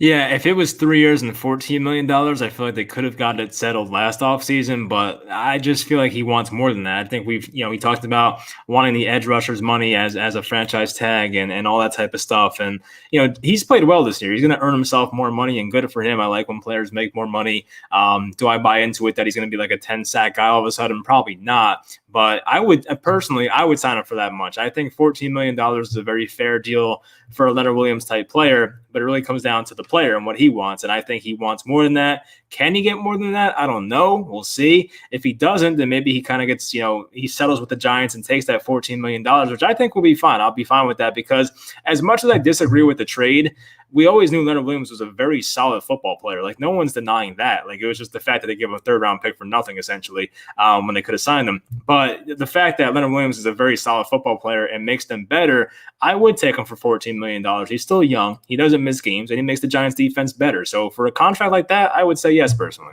For that contract, I would do it. But like Pastor Ray saying in the chat, he's probably going to want more than that. And if you can get a 2nd-round pick for him, with the depth that the New York Giants have right now on that defensive line, you do it. And he's played really well. But, Mike, this is the way it works, man. And some people don't want to hear it. Some people, they say, how could you trade a good player? We say it every week. At least I say it. You have to trade something to get something. And if you guys want, the Dolphins traded away great players. They traded away Minka Fitzpatrick. They ended up getting, I think, multiple 1st-round picks. And if he's not going to be in your long-term plans, if you're not willing to give him $17 million a year, which is probably about what he's going to ask for, and you could get a decent price for him, especially with the depth that we have at that position right now as well as he's played. You've got, Austin Johnson's played pretty well in the limited opportunities. B.J. Hill, Dexter Lawrence, Dalvin Tomlinson, you do it. But I don't know if you'd be able to get that price tag. But if you could get a decent price tag for him, I would look to ship Leonard Williams out of here. And it's not because I don't like Leonard. I like Leonard. I just don't think he's going to be worth the contract that he thinks he's worth. Right, definitely. And honestly, B.J. Hill and even Austin Johnson in their limited snaps have low-key been very good. Are they Leonard Williams level? Probably not, but they're not that far off to the point where if you lose Leonard Williams, then all of a sudden this defense is bad. And with your Dolphins point, they traded Tunsil, the left tackle, as well, got multiple 1st-round picks for him. So as you said, sometimes to get good assets back, you got to trade good players. And maybe Leonard Williams doesn't fit this Giants timeline. I don't know. We'll see what the I don't know if it's the next GM, if they do, it would have to be at the trade deadline. But still, I don't know what John Mara wants to do and things like that. Joe Judge, who might have some influence in that, he might want the pick. And if they get offered a 2nd-round pick, I don't want to say you'd be crazy to say no to that, but I'd be very interested, because I feel like for a defensive tackle or even defensive end in this defense, I would take a 2nd-round pick for him. But does someone offer that? I'm not really sure, because as we know, he'll be a free agent at the end of the year. Is a team that really stupid to give up a 2nd-round pick for him? We'll see, but I would take that. I think it's very good value for a player like him. It'd have to be a 2nd. I'm not doing it for a 3rd, because we always say you get the comp pick. Like, if you let him walk, you'll get compensated. If he gets that kind of contract, you're getting a 3rd-round comp pick for him. So I'd rather just hold on to it for the rest of the year if I'm not getting a second, and there's a good chance you won't. But if somebody is desperate enough to bring in a player like him to try to be the final piece on their defense this year, and they're willing to give you a second-round pick, I think you have to jump at the opportunity. I think you have to realize where the New York Giants are right now, and we're still rebuilding. You need to bring in those assets. And if you're not going to be – and obviously all this is predicated on the assumption that you're not going to be bringing him back. If he's in the long-term plans and you're going to sign him to a $17 million a year contract, have at it. If that's your plan, whatever. I may not necessarily think that's the best idea in the world, but if that's what they're going to do, keep him. But if you're not going to keep him, and you could get a second-round pick when you're only going to get compensated the 99th pick overall, that's a huge jump. You're talking about from 99 to 65 or 60 or 55. That's a big jump. So if you can get that price in a time in which you're rebuilding, you got to do it. That was my plan. Not my plan. My problem with the Landon Collins situation. How apparently the Giants were offered a second or a third for him, one or the other, and the Giants declined and then take the comp pick for him. And people say, "Oh, don't worry, they got the comp pick." But as you said, we're going from 90 something from possibly 60 something. So it's a pretty big jump in the draft, and there's a pretty big talent shift from that point in the draft. So to me, it's not always you throw your hands up and say, "Oh, we'll get a comp pick for him." If you can make a trade for somebody that's going to walk and get a pick 30 spots better, then you're better off trading him. There's no point in just keeping Leonard Williams in a season where you might make the playoffs, but if you don't, which probably will be the likely outcome, then there's no point in keeping a guy in a lost season when you could have gotten a second-round pick or an early third pick for him. So I think it would make sense in that case to try and trade him. But the one thing I will say, if Gettleman's still in charge of making the decisions, probably not going to happen. I mean, yes. Gettleman obviously was the guy that traded for him. So, and maybe Joe Judge has more personnel say, or, who knows. But that's why I don't think it'll happen. I do expect Leonard Williams to finish the year with the New York Giants. And if they don't bring him back, they probably will get a comp pick for him. That's when we'll know how much say Joe Judge has in this personnel decisions. If Leonard Williams is traded at the deadline, I think we know he has a pretty big say in things. Yeah, I would definitely agree with that. Yeah. Definitely would agree with that. Let's see what we got here. Yo, Mike and Chris, what are your chances of bringing a guy like Nick Caserio to replace Dave Gettleman at the general manager? Daniel wants to know. I missed the other one that you posted up there. That was an accident. My bad. Okay. Listen, man, Nick Caserio, from everything that I've heard, and, I don't know, it seems like the Patriots don't want to let him leave. I think somebody else came knocking down the door and tried to get him on their football team. I can't remember what team it was, and they blocked it. Anything's possible, but I wouldn't bank on it. It doesn't sound like they want to let him leave. Yeah, I mean, Belichick always seems to have a soft spot for the Giants, so maybe they allow it in this case. But at the same time, does Belichick want to lose his right-hand man making the personnel decisions? And I don't know about that. I think Caserio is a guy that you said kind of wanted that job back in 2017, and I cannot believe the Giants said no to that in favor of Gettleman, but that's a different story. But if they get a chance this time around with Joe Judge in the building this time, I think he'll definitely get an interview at the minimum, as I said. I don't know if they will let him get that interview, but if they do, because I think they gave him a contract extension when I was doing research on him. I feel like he signed maybe a 3-year deal or something with the Patriots. It could have been someone else I'm thinking of, but I'm pretty sure he signed an extension there. So I guess they do have the power to block him from an interview, but if the Giants actually get an interview with him, I think it is possible, especially with Joe Judge, because I feel like those guys have some type of relationship. I think right now, if he was to get an interview, he'd probably be the leading candidate based on the Joe Judge connection, because as I've said, the Giants are not going to kick Joe Judge out the door for another GM. I feel like there's probably a 5% chance of that happening. The next GM is going to have to work with Joe Judge. There's no point letting him go after 1 year. So what I think the Giants are going to do is hire the best quality candidate in their mind that's going to work with Joe Judge. And if Caserio wants that job, it's a very good chance it's him. I'll tell you what, man. I think, I like Dodge too. I see Jake posting in the chat. I see, I like Dodge on the Colts. But I think if it's possible, if they are going to move on from Gettleman, which I am not, I think they're going to. I'm definitely leaning that they're going to. I'm not as convinced as you are. I don't think it's 5%. I think there's a higher probability than 5%. But I do think it's definitely leaning more that way. And if they are moving on from Gettleman, I think Caserio is by far the best fit, because that is what I worry about the most is Joe Judge. That's my thought process. And that's why I'm a sustainability guy. And it's why my line of thinking was, once you brought Gettleman back, in an ideal world, Gettleman sees at least another year. I don't know if that's what's going to happen. And it's not for Gettleman's sake. It's for Joe Judge's sake. I don't want this. I do not want Joe Judge now to get flipped after 1 year. But if the team performs so bad, I get it. I get it that somebody has to take the fall. I completely get it. But Caserio would accomplish that, because Caserio is not really an outsider. He's a guy with ties to Judge. He's a guy that's going to want to come in here because of Judge, not come in here in spite of Judge or, being forced Judge on him. So I think Caserio would be a perfect fit for the New York Giants if they were looking for somebody from the outside, if he was available. Yeah, definitely. I think it is the perfect fit, honestly. I do love Ed Dodds as well. I think I kind of have him a bit over Caserio right now, but does he want to leave Indianapolis? I don't know. And same thing with Caserio. Why would Caserio want to leave a situation in New England? I know he doesn't have that title as like the main GM, and maybe he wants that title, but why would he leave his gig in New England? They've won so many championships there. He's been a part of them. So if he wants that title of being the only GM, then sure, come to the Giants. It makes a lot of sense based on Joe Judge being here as well. But if he wants to stay, and same thing with Ed Dodds, I understand it as well. But there's going to be other good candidates out there. It's not like it's just those two guys. There's other good candidates out there. I'm excited to see who they would interview, of course, if they do end up firing Gettleman. But I guess we'll have to wait and see. My fear is, of course, Kevin Abrams, but I guess we'll see what happens with that one. Abrams will get an interview probably, which is scary. But I guess, I don't want him to get hired, but I guess we'll see. But I do think Caserio and hopefully Ed Dodds get a interview with themselves. Yeah, we'll see. I mean, it's definitely going to be a very interesting offseason, something we're definitely going to cover extensively, I'm sure, on both of our channels and talk about throughout the offseason. I got somebody asked me, is the hoodie a new thing? Listen, I said it last night in my stream. I wore this hoodie last week, Sunday. The New York Giants won. I am not washing it. I'm not taking it off. I shower with this thing on. I've showered. I go to bed with it. I had it on last night for the Cowboys game. The Cowboys lost. I'm wearing it in every video until such time the Giants lose a football game. So, yes, it's a new thing, and I hope it's here to stay. I hope it's here for another 10 weeks. And somebody asked, there was a comment that I wanted to get. Pastor Ray said something. He said, and Chris, I disagree with you. I don't want GMs being limited by anything. I prefer someone come in and fix everything. If the GM wants Judge, sure.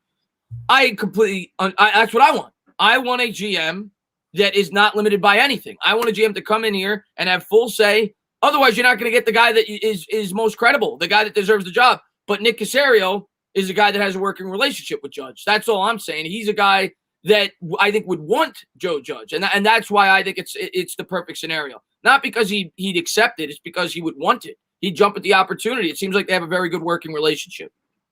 Yeah, that was my problem. I say this all the time is like, why fire one guy, not the other, firing Pat Shurmur and keeping the GM? Because now you kind of limit yourself with the GM search. If the GM wants a certain head coach, well, the Giants might say no to that. So you're kind of throwing your best possible candidate out the window.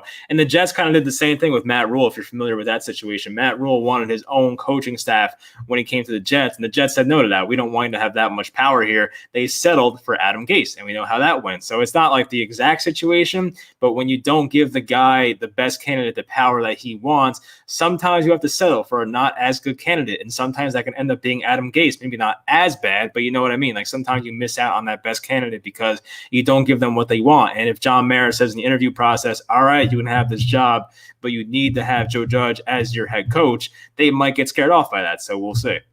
Yeah. And Tommy just said, didn't the GM want Judge though?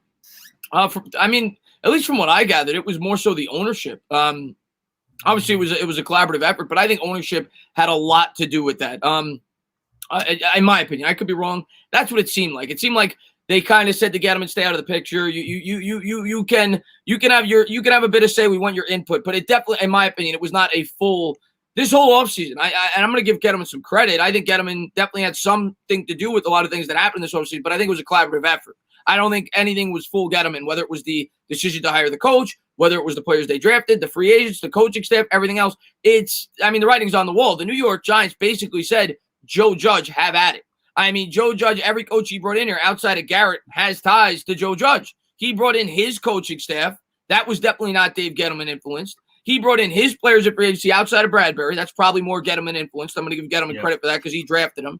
But outside of that, Martinez had ties to Graham. Fackrell had ties to Graham. These players all had ties to Ebner. They all had ties to someone on this coaching staff who all have ties to Joe Judge. So I think that was more owner based, or at least equally owner based as it was Dave Gettleman in bringing in Joe Judge.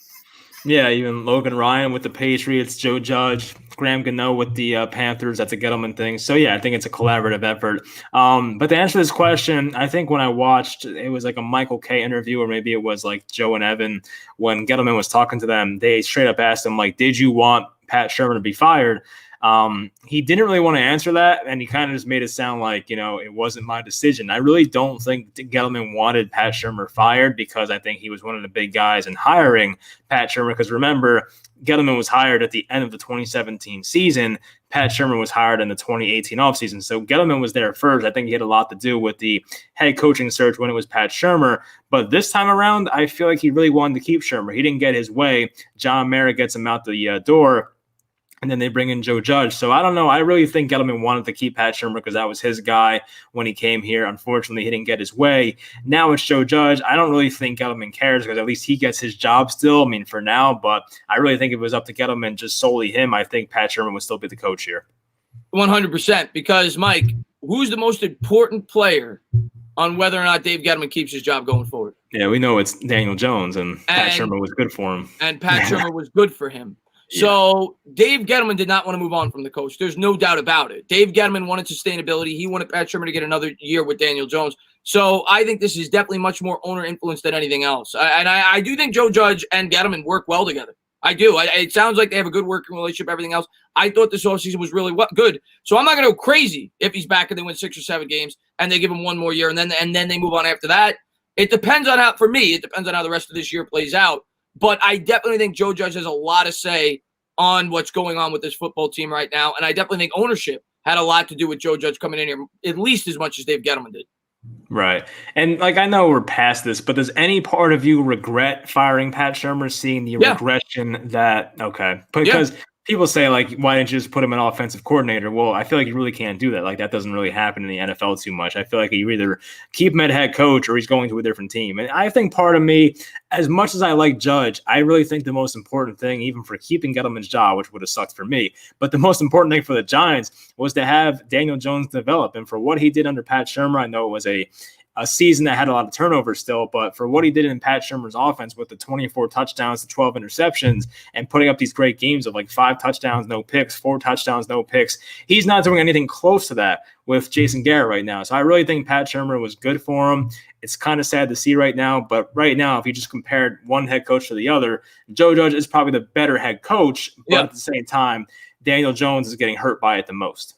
I love Joe Judge. I don't want anybody to think I don't love Joe Judge, and I'm happy after they moved on from Pat Shurmur that he's the head coach. I think he fits this team, and I never thought Pat Shurmur was the long-term answer. But I don't know if I said it with you last week or bad. I don't know. But I always said to myself, when you draft a quarterback, and it's not just that he was the head coach, he was also the offensive coordinator. So the quarterback lost both his head coach and offensive coordinator.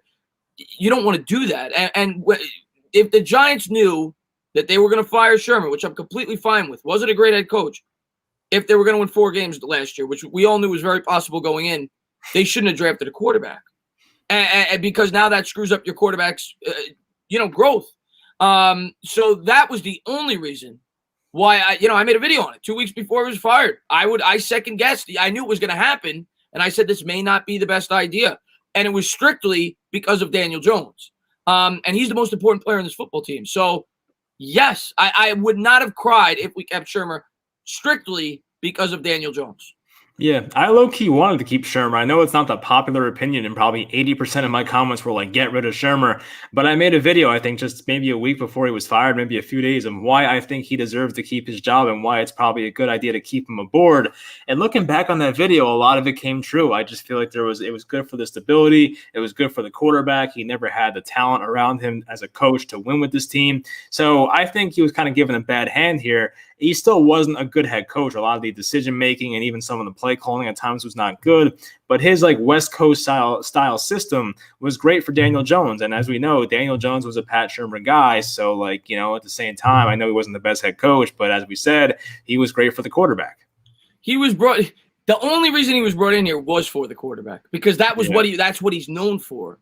And then you drafted him as quarterback, and you gave him 12 starts, and you said, goodbye, new head coach. It doesn't make sense. And I know why they did it. They did it because of the fan base.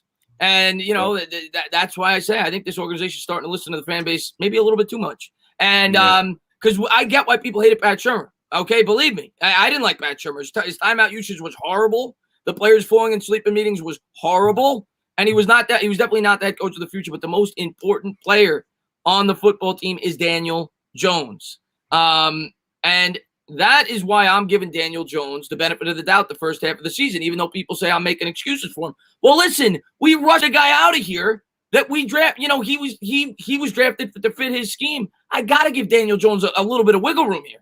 I got to.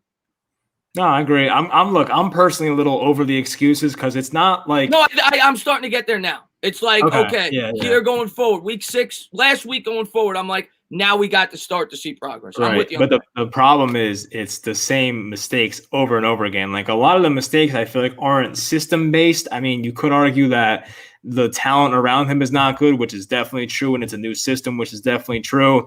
But the same mistakes we saw last year are kind of even getting worse because at least last year in the red zone, he was good. Now his red zone, like, throwing interceptions there, turning the ball over is getting even worse. And I feel like that's not really a system thing. I mean, you can attribute that to his guys not getting open, his offensive line, getting in the backfield or, basically letting the pass rush into the backfield too fast.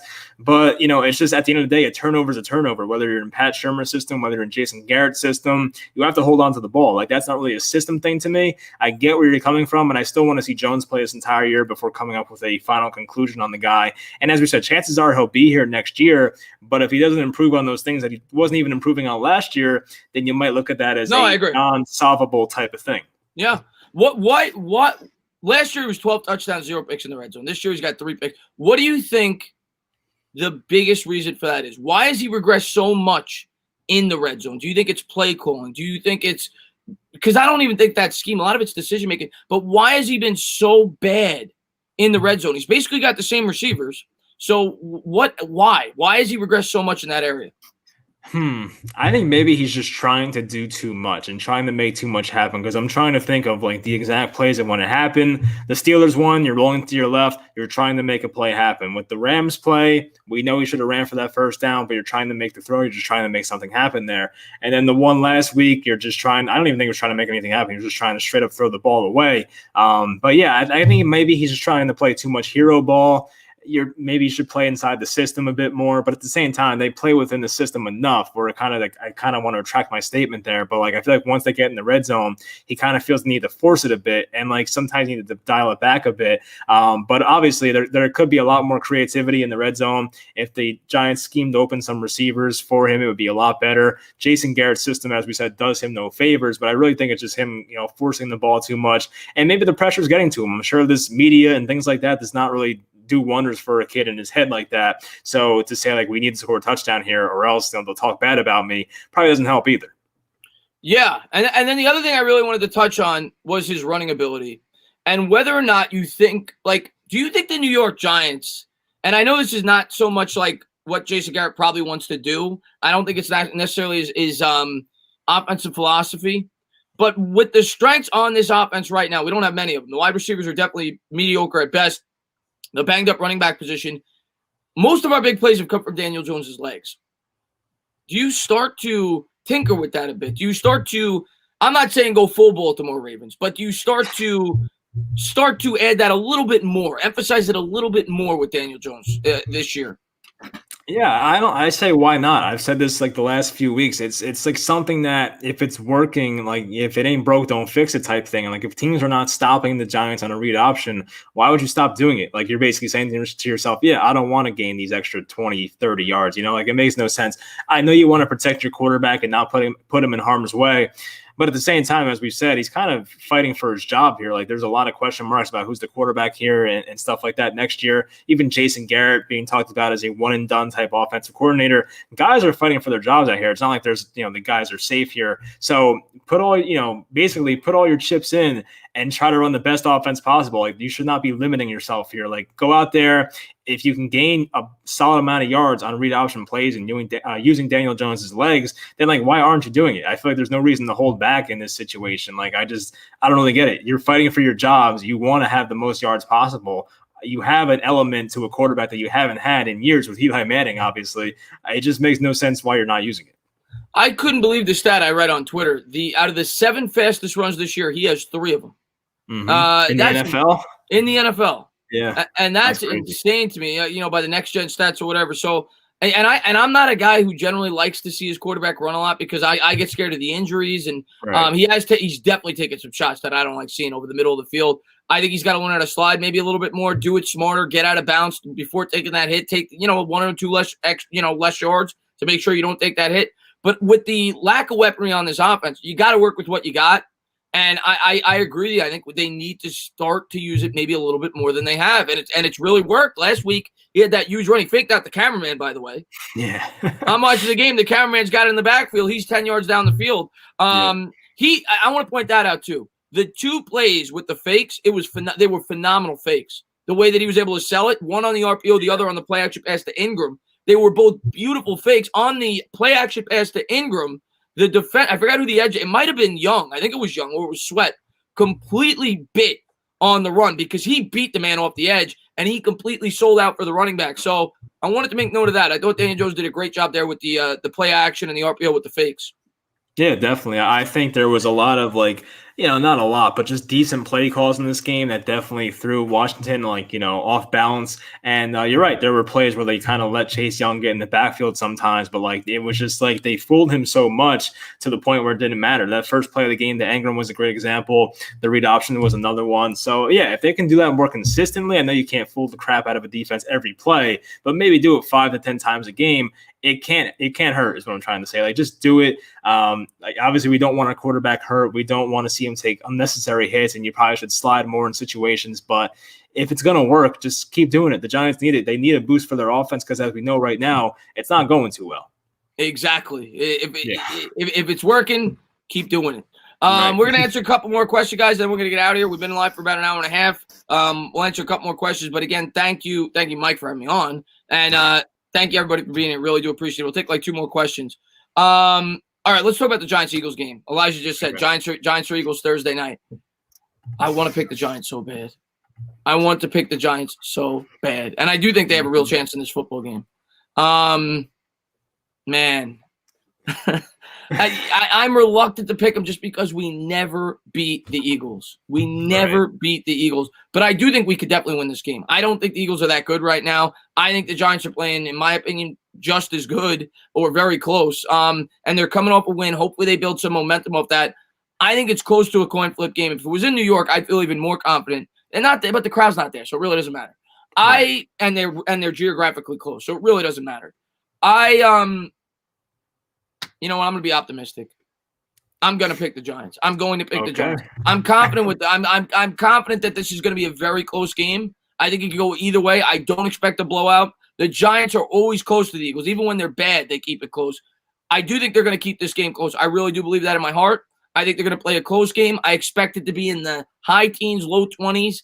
I'm going to go a 23-20 win for the Giants. I got the Giants by about a field goal. That would be exciting. I don't know. We just never beat them in Philly. Even last year, a game they're 14-0 at halftime. Eli Manning looks like he's the elite version of Eli Manning. Then we know what happened in the second half. They have the Zach Ertz overtime touchdown where no one's guarding him. Look, they're very injured right now. I think Carson Wentz, honestly, I know he's had a lot of interceptions, but he's doing as much possible as one man can do to help carry a team. And Fulgham's really come on for that team. I think Greg Ward's all right. Boston freaking Scott kills the Giants every time he plays them. Last week he was just looked like Barry Sanders out there. I would love for the Giants to win this game, but until they can actually prove to me that they can beat the Eagles in Philly, I have to pick against them. I'm probably going to say the Eagles win this game. I'm going to say 24-16, maybe. I don't know if that would I'd probably cover the spread, honestly. What is the spread for this game, honestly? What is I think it's close. I think it was 6. I think it's dropped down to 3. Okay. Wow. Okay. 3 points. Maybe 4. I think it's dropped.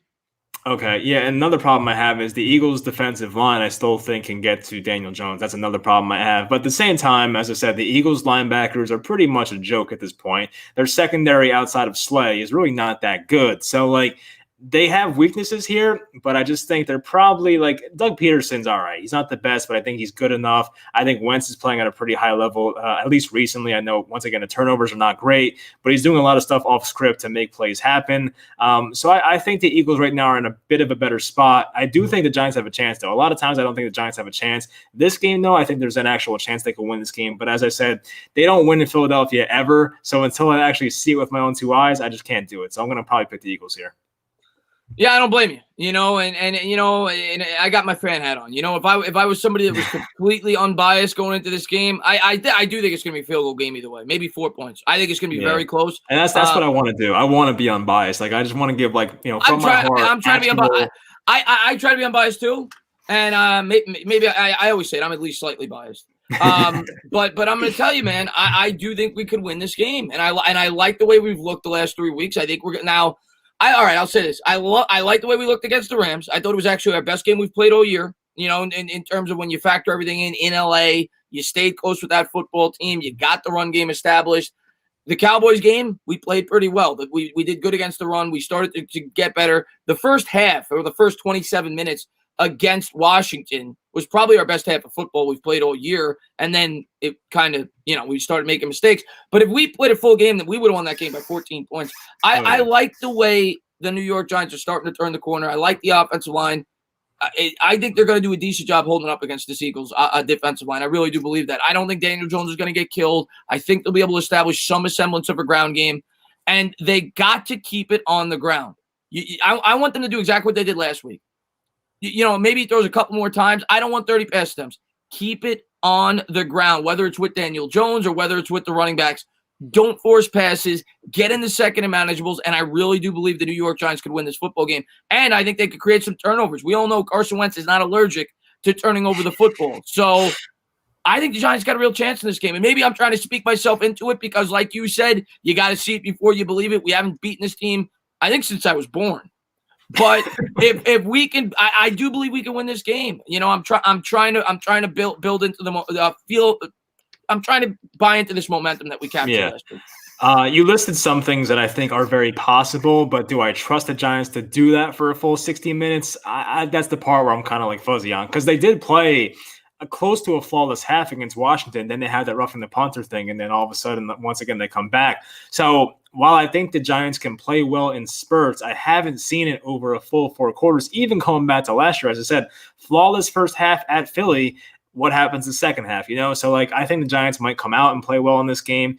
But I just think right now, they haven't shown me over a full 60 minutes they can do it. I think you're right, though. Keep it on the ground. Devontae Freeman's looked better and better each week, honestly. He juked out 2 guys out of their shoes on, one of his first rushing attempts on Sunday. He's been looking a lot better. So give him the ball as many times as he can handle it. Hopefully the game script is close so we can keep running the ball, keep it on the ground. We don't want to throw the ball 35 times, as you said. So if they can keep it close, get Graham Gano in field goal range, hopefully good weather conditions there because he's been one of our best weapons this year, Graham Gano. Get him some long field goals. Just get some points on the board. I trust this defense. I know I said 24 points for the Eagles, but I don't know. I feel like we'll hold them under 30. I don't see the Eagles having a monsters offensive game here. I trust our defense enough, and the Eagles don't have a lot of their weapons right now, so I just think the Giants defense will put up a pretty good game here. It just all depends on the offense, as we know. And it's also gonna come down to Jones not turning over the football. Yeah. We got to win the turnover battle. And if Jones makes that same mistake this week, we lose. Oh yeah, definitely. It can't happen. You got to play smart football. You got to take the points where you can get them. If you can't get it in the end zone, take the 3. It's not like you said. I don't think this Eagles offense is going to be that explosive. I don't see them putting up 4 touchdowns. I just don't. I know they put up 4 touchdowns. I don't see it. A lot of that was in, catch up, garbage time. It was 30-14. I don't see the Eagles going balls to the wall against us on offense. Maybe I'm wrong. I don't see it. So I just play smart. Don't turn the football over and play a fundamentally sound football game. And I really do think we're going to have an opportunity to win this football game. Yep, definitely. I mean, you can't predict the NFL as we know, but I really don't think the Eagles put up that 4-touchdown game. And as you said, the Ravens had that game won. It was 30-14, went through some jump ball up to Fulgham, a couple of 2-point conversions later, and they get back in that game. But for the most part, the Ravens had full control of that thing, so don't let the final score fool you. I know they got close, but still, for the most part of the game, the Ravens had good control of that one. So that's pretty much it. Yeah, we'll see what happens, man. But we're gonna close it out because Mike, I don't know about you, I'm hungry. I'm tired, so I need to sleep. You're tired. I'm hungry. I'm probably going to have a video up on Sheared maybe tonight. We'll see if I have opportunity. But I just want to say once again, thank you to everybody for coming into the show. We'll be on my channel next week. Hopefully some of you guys come on over for that. Always love talking to you, Mike. Had a lot of fun. And hopefully we got something to celebrate, man, because we got a long week ahead of us after this game. And that's what I hate about these Thursday night games, Mike, because we usually lose. And then you got to sit back and you got to wait for 10 days for your next game. And that'll leave a sour taste in our mouth at 1-6. So I really hope we win. We get out to a 2-5 start and we're giddy coming up against the Tampa Bay Bucks. So it's a big game for the New York Giants. Yeah, it might be 11 days, right? I feel like the Bucks game might be Monday night, isn't it? 11 days. 11 days, you're right. Yeah. So a lot of time here. This would be a great game to win because it would kind of suck to go 11 days having like bad vibes about the Giants. But yeah, hopefully I come on and talk to you next week and on a 2-game win streak. I never thought I would see it this year. If we can find a way to do it, tie for first place record-wise, I mean, that would be fantastic. I think we would have signed up for that in week 1. So, I mean, look, it's probably not the prettiest way to make it happen, but if they find a way to make it happen somehow, I think we'll both sign up for that. I'll sign up for it right now. Give me the pen. I'll sign it right now. But have a great rest of your night, guys. Mike, thank you for having me on, and let's go Giants. All right. Yeah, we'll talk to you guys next week. Thank you for joining us.